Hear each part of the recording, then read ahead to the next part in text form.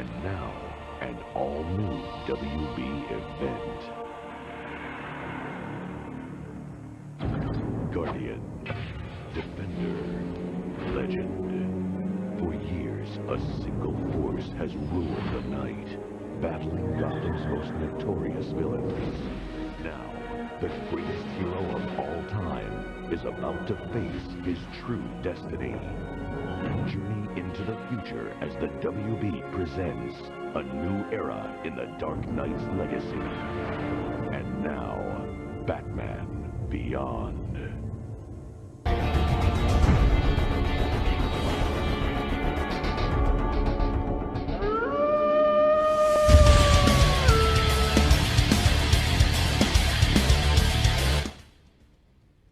Hey, what's up guys, Red Wolf here. So if you're wondering why I'm doing this video, it's mainly to celebrate the 20th anniversary of Batman Beyond. I know that day had already passed, which was on the 10th of last week, but I forgot, and also life got in the way, which meant I couldn't do the review a lot sooner the way I wanted to. But being kind of late shouldn't really matter too much. Yeah, So here we are, 20 years later since Batman Beyond first aired. Wow. I can't believe it's already been 20 years already. I actually still remember the bumper for the show when it first aired on Kids WB way back in the beginning of 1999, which I pretty much showed you the recorded VHS footage of the bumpers that I recorded way back then. And man, I feel so old. Now onto how Batman Beyond was made. Batman Beyond was made because the executive of Time Warner, Jamie Kilner, wanted a more teenage Batman show to bring in more of the younger demographic after the new Batman Adventures was cancelled. Yeah, and considering this idea came from Jamie Kilner himself, this could have been bad. And I will be honest, I was a little skeptical heading into this show, because I assumed that Batman Beyond was just an attempt to make Batman cool and hip, to bring him up to the 90s, getting rid of all the things that made the character so intriguing, his tortured origins, the enemies he's fought, and the allies he's made, and replacing him with some young kid who I thought I was gonna hate at first, made me think to myself, can this work? But since the show was being made by Bruce Timm and the crew, who made the animated series, it turned out to be a pretty damn great show. Now, I remembered when Batman Beyond made its debut on Kids WB, and it blew me away for how amazing the storytelling was, and how I found the show to be as dark, if not darker, than the animated series. 20 years later, and this to me has to be the best cartoon spin-off of all time. If you could name me a better cartoon spin-off better than this, just leave it down in the comment section below. Now, this show for me is personally my favorite show of the DC animated universe. And don't get me wrong, I love the rest of the DC animated universe, especially Batman the Animated Series, which was the show that not only got me into reading the Batman comics, but also got me into superheroes. But there's just something about Batman Beyond I love more.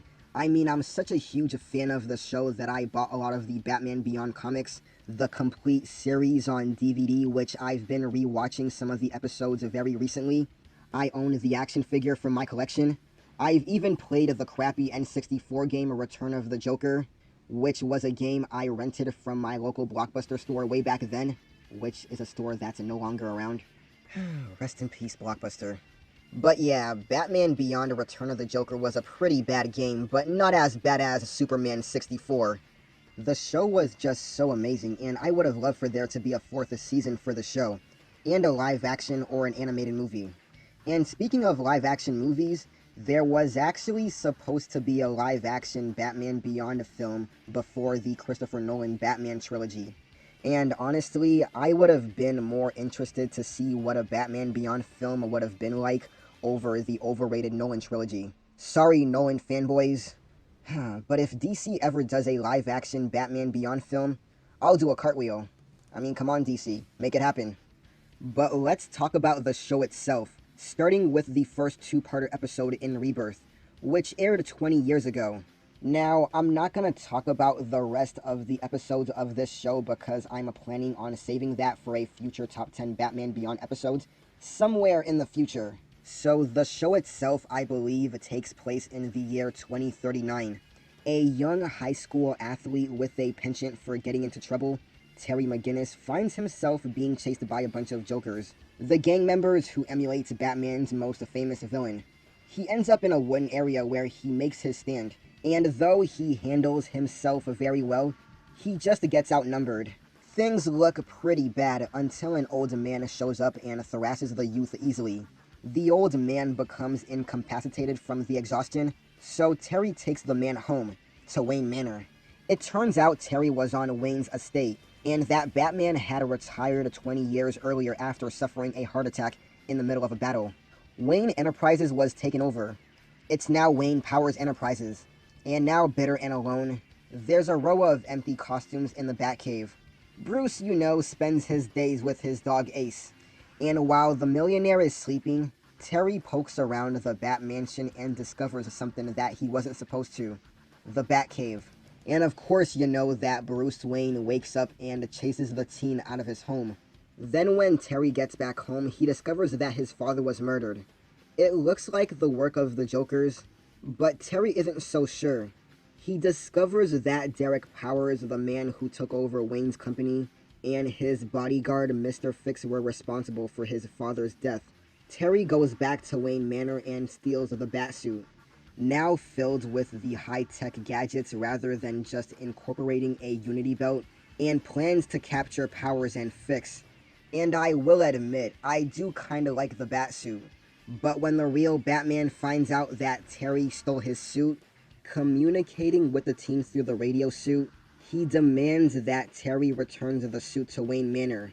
Of course, Terry argues and continues on his mission to bring down Powers. He does meet up with the man eventually, but in the battle, Powers is exposed to a radiation and a new chemical weapon that turns him into the villain Blight. Eventually, Bruce Wayne has to admit that Gotham does need a Batman, and that Terry would make a good hero. So he hires him and starts training him to become the new Batman. Of course, Terry isn't the wealthy, pretty boy like Wayne was, because he still has to go to school, do his homework, babysit his little brother, and makes excuses to his mother when he leaves in the middle of the night. Oh yeah, and fight crime, of course. Now, I really enjoyed these first 2 episodes, as it does a good job at introducing me to the new characters, as well as showing how Bruce Wayne has changed in the last 20 years. Terry McGinnis, I will say, is a bit of an unlikable character in the beginning of the show, but this is all part of his character arc to make him a better character as the series progresses, and he does. And it is really sad and tragic to see what happened to his father in the first episode, as it gave him and Bruce Wayne something to have in common, and that's pretty much what led Terry McGinnis to wanting to become Batman, or at least the new Batman of his modern era. And when I rewatched the ending of Rebirth Part 2, seeing Bruce Wayne paying a visit to his mother's house, offering him a job to become Batman when his mom thinks that Bruce Wayne is offering him a job, was a nice passing of the torch moment right there. Especially when Bruce Wayne says "Welcome to my world" in his Batman voice. Just made it a whole lot better. It also introduces us to one of the best villains of the show called Mr. Blight. And he's just such a dick that you want to hate so much. In a lot of ways, he does remind me of Lex Luthor. But it is very disappointing that the writers never brought him back after Season 1, as it was hinted that he may still be alive at the end of Season 1. And we never got that. Instead, we're meant to believe that he's dead. Now, I'm gonna talk about the other villains and the characters, but starting with the villains, we have Ink, who is my favorite villain of this show. She's a female villain that has very similar powers to Clayface, or better yet, T-1000 from Terminator 2, where she's able to change her size and shape and will, and is known for being Terry McGinnis' deadliest foe. There was even one time where she tried to drown her whole body in Terry's mouth, and it looked like it could have killed him. And she is, without a shadow of a doubt, my favorite villain of this show. Then you have Shriek, and he's pretty cool. He has this suit that basically has the same ability as a Shocker. The B-list Spider-Man villain. And it's pretty much shooting sound waves that are enough to destroy buildings. Then there's Willie Watt, who is this nerd who got picked on a lot in high school, then uses this giant robot to get his revenge on the bully Nelson. Then in Season 2, he gets telekinetic-like abilities and gets pretty ripped after working out in juvie. Willie Watt was a pretty interesting character in Season 1, but in Season 2, they just made him a generic douchebag. Then there's a Spellbinder who has this pretty cool ability to cause illusions with this magical ball, and he's a pretty cool villain to play mind games with you. Then there's Mad Stan, who was introduced in Season 2, and boy, this guy is just awesome. He's not a villain to take seriously, but he does make some of the funniest rants about modern day society, and a way to solve all of that is to blow it all up. Then we have the Joker Gang, who are a group of teenagers trying to keep the Joker's legacy alive by being loyal supporters of him, and they pretty much do it by causing a lot of havoc around Gotham. Now, I never really cared for this particular group as you're not really meant to take them seriously, but I guess the only ones that I did like were Terminal, who has a pretty cool design, and the twin sisters, who are Harley Quinn's granddaughters. If the Joker were alive to see what the Joker Gang had done, he would pretty much slap them all in the face for being an insult to his legacy, and then spray them all with laughing gas in his way of saying, "This is how it's done." But we'll get to the Joker later on. As a matter of fact, I'll save that for a future review of Batman Beyond: Return of the Joker. Then there's Cure, who is a member of the Society of Assassins, and is known to being pretty deadly. She's kind of a samurai that was hired to assassinate people with a sword that can pretty much cut through anything. I actually like her a lot, as she makes for a pretty badass character. Then there's the Royal Flush Gang, who are a family of criminals dressed as playing cards, and they're a pretty cool team. One of the members I do like is Melanie, who is a new girl that Terry meets after having a fight with Dana in a club, and she's honestly a way better love interest for Terry than Dana. Seriously, in one episode, hell, in 2 minutes of that episode, Terry develops a strong relationship and instant chemistry with Melanie more than he ever did with Dana. Sure, you can say he was cheating on Dana on that episode. In fact, he did it again in Season 2, Episode Once Burned. But honestly, I can't really blame Terry for wanting to cheat on Dana, as Dana can be a real bitch at times. I know Terry couldn't be with her because her and her family are criminals, but at the same time, this was one of those times I wanted to see Terry be with someone better, because Dana is just such a bitch. I mean, the fact that she can't be understanding and show support for her man when she thinks he's working a part-time job for Bruce Wayne and is trying to make things right for him after his father was killed, but at least tries to make the effort to be there for her, just makes her a very unlikable character. If Bruce, Tim, and the crew really wanted me to like this character and buy her as a good girlfriend for Terry, they should have developed Dana's character instead of making her Terry's nagging girlfriend, because that's pretty much all she is throughout the entire series. A lot of people say that Terry and Max would have made a better couple, but I never really saw much love chemistry between them, as I just saw them as really good friends. But then again, I can kinda see why people would have wanted them to end up together. However, Max is a great character, and her and Terry make a really good team. Max is a straight A student that is kind of a sidekick for Terry McGinnis, and one he talks to for advice. And she's actually my favorite side character in this show, and I wouldn't mind if Max got her own TV show. But then again, she doesn't have superpowers or is a superhero, so I don't know if that would work. However, one character that did end up getting his own TV show was Zeta, who we thought was a villain in Season 2 is actually a harmless robot that wants his freedom. He only appeared in 2 episodes in Batman Beyond and got his own TV show. Zeta is a great character, but giving him his own TV show was a bit too much. And I've already done a review on the Zeta Project, and I might do another one, just because the show is so forgotten.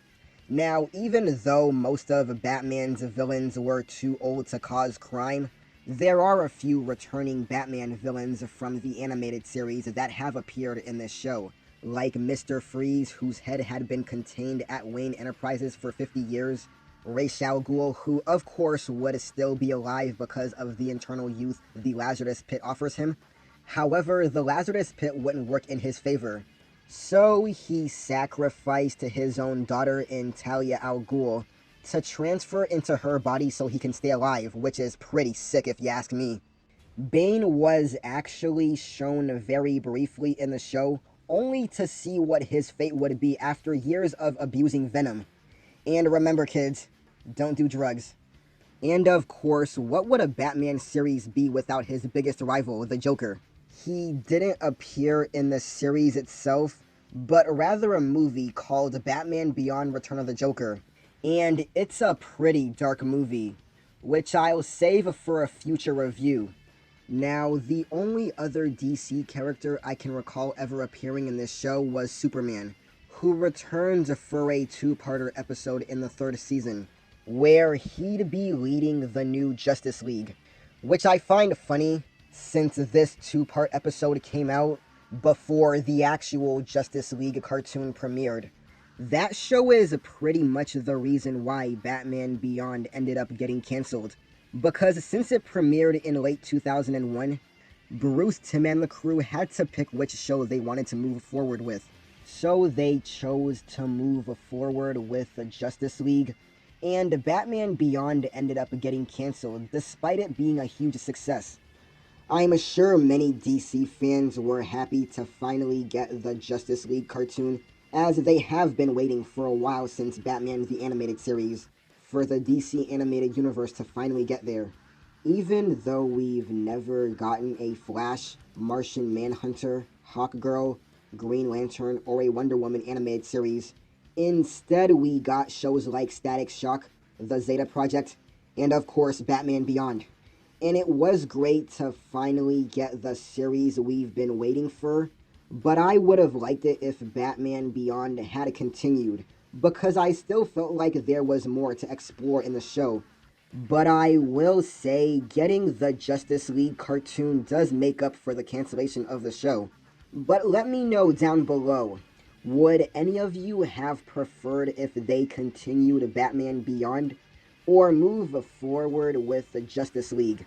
Because for me, even though they canceled the show, they at least gave Batman Beyond a sort of a proper ending at the episode epilogue of Justice League Unlimited. Were you all satisfied with that being an end to Batman Beyond? Or would you rather they bring back the series? To me, I would love that, especially on the 20th anniversary. DC should at least give us another Batman Beyond animated film anytime this year. I mean, come on, if they could give us a recent movie based off of Batman the Animated Series with the Batman and Harley Quinn movie, why not give us another Batman Beyond animated film? Or better yet, a live-action Batman Beyond movie. For me, Michael Keaton would be the perfect casting choice to play old Bruce Wayne. What do you think? I could talk about Batman Beyond all day, and talk about the episodes I liked and other characters and villains I've enjoyed, but I've talked enough about the show. The things that made the show succeed are the same elements that made the other Bruce Timm series so exciting. Good stories, solid dialogue, and a good dose of imagination. With a syndicated series, the writers had the luxury of developing the characters over a longer time frame than in a movie, and creating subplots that worked out over time. That adds a lot to the richness of the series, and helps make this one of the best Batman adaptations in film or TV. Batman Beyond was a very different take on Batman, exploring the darker and edgier side of many Batman projects, playing on key elements such as emotions, to cyberpunk and sci-fi themed elements such as issues and dilemmas of innovation, and technological and scientific progress affecting society, and the disturbing physiological elements of the character Bruce Wayne. This is without a shadow of a doubt, at least in my opinion, the best cartoon spin-off ever. And I'd highly recommend watching this show if you haven't seen it yet. For me, this show gets a 10 out of 10. This is Red Wolf signing out, and I'll see you next time. Peace.